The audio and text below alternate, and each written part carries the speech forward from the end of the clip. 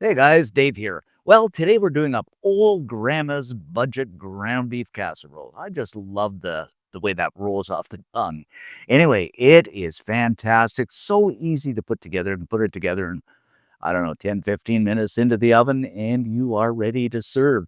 So I won't do much more talking and let's get to work. First of all, you're going to need some ground beef, sour cream, onion, of course, cheese, butter, garlic, cream of mushroom soup, smoked paprika, Italian seasoning, pepper, salt, the old Worcestershire sauce, some milk, some frozen hash browns, some mixed veggies, and some breadcrumbs. Okay, first off the old batteroni, we're going into a pan with about a pound of, I'm using lean ground beef here, and we'll just break this up.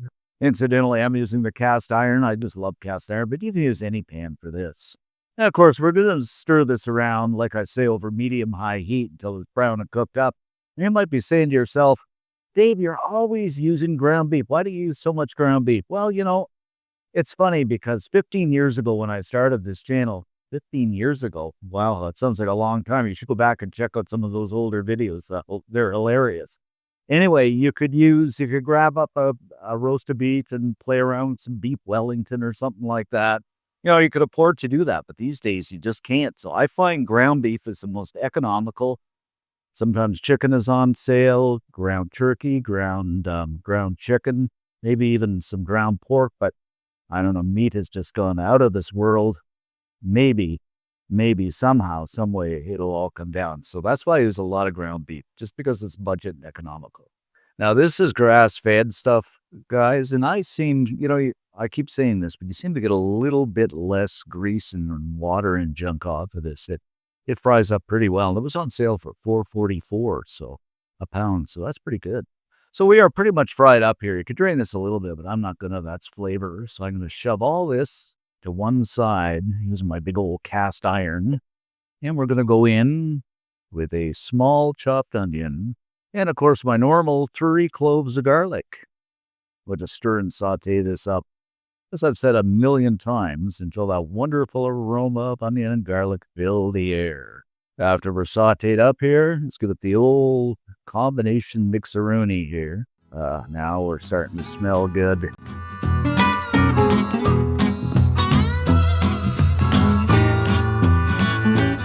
Then we'll hit this up with a couple of teaspoons of the old Worcestershire sauce. That gives that little depth of flavor. Then about half a teaspoon of the old smoked paprika. And I always say use smoked, not the regular. It's a little more expensive, but it's well worth it. Then about a teaspoon or so of what I use in everything. So that's everything in it, smoked paprika, or I should say Italian seasoning. And of course, hit this up with some salt, a teaspoon of salt, and ground black pepper. Now I'm going to use maybe about a teaspoon and a half or so in this. Now, of course, let's give this a stir around until everything coats that view. This is smelling simply great.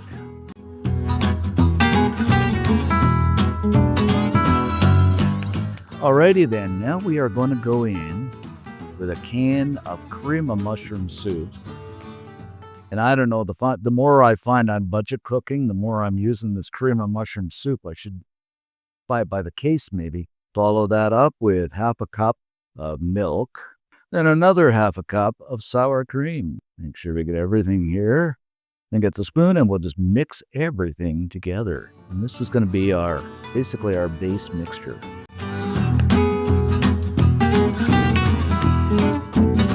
Now I brought this to a bit of a soft boil here, guys. Now I'm going to give this a quick taste here. I might throw in a little bit more Italian seasoning. But other than that, it's really, really good. And of course, you can add the seasoning of your choice. This is just what I like, but it's pretty good like this. Like I say, a bit more Italian seasoning. And I guess a little bit more pepper. Okie dokie, we're pretty much done here, so I'm just going to kill the heat and we'll set this aside. Now, the next thing, I'm going to grab up my baking dish, and you can use any baking dish of your choice.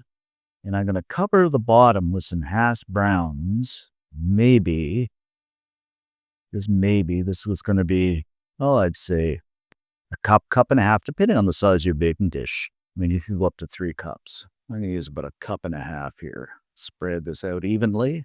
Of course, over top with the ground beef mixture. This is going to be so good.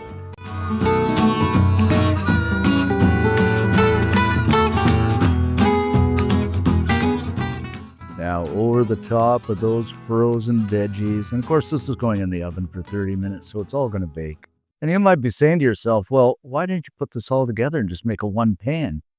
Well, certainly you could have and eliminate the oven, but I guess I'm like Kramer and Seinfeld. I like the layers, the potatoes on the bottom, the ground beef mixture, the veggies, and then the cheese over the top. But it's entirely up to you. This is the way Grandma would do it, I think. Gonna grate some cheese over the top. Now, this is totally optional, but you know me. I love cheese on everything. I'm like a big mouse.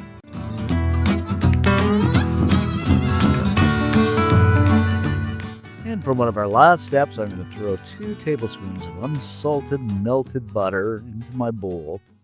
Then, and only then, I'm going to throw about half the cup of panko breadcrumbs over that.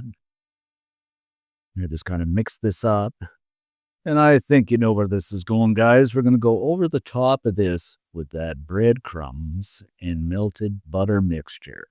This is going to brown up and make it so nice. And you know what? Old Granny would be so proud of it.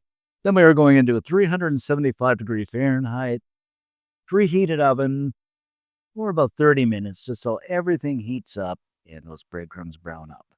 Okay, guys, well, that's in the oven. I just want to mention that I am working on the old cookbook that so many of you have been talking about and wanting. So I need a little bit of feedback from you just in terms of what type of cookbook you'd like. Would you like a digital? Would you like a soft cover? Would you like a hard cover? Or maybe all of the above type of thing? What would you like to see in it? You know, cook and share Dave's favorite recipes, dinner recipes, breakfast recipes, lunch recipes, all of the above. I'm thinking maybe I should do a live and just we can chit chat about it on a live session. But if you want to drop a few comments in the comment section below and let me know just what type of cookbook you'd like to have on your shelf or on your phone. Okay, before we dig in here, a couple of tips. I think this does freeze well. I mean, if you wanted to put it in a Tupperware container or something, freeze it, it would freeze well. In terms of the hash browns, you could get the shredded hash browns too and put those on the bottom. If you wanted a little more smoky and barbecue-like, you could add some barbecue sauce or some smoky seasoning in there, something like that. So just, some few adaptions that you could do. All right, let's dig in here and see what we got, guys. Oh, look at that. It just looks creamy, rich, and I bet you this is going to be so yummy. Okay, down the old hatch for the taste test. Mmm. This is really good, guys. Everything blends together so nicely. I was a bit worried about those potatoes being done, but they are done superbly. So are the veggies on top. I like that little crust. It gives you a nice crust with those breadcrumbs and stuff. And that filling is absolutely spectacular. I mean, for the price of it, probably 10, 15 bucks, depending on if you shop the flyers. It is well worth making. Great midweek meal, and everybody's going to love it. And of course, if you do make it up, give us a comment because I love to read them. Most of all, like because it helps the channel out, and subscribe. Why not? It's free. Thanks for watching, guys. Stay safe, and we'll see you in the next video.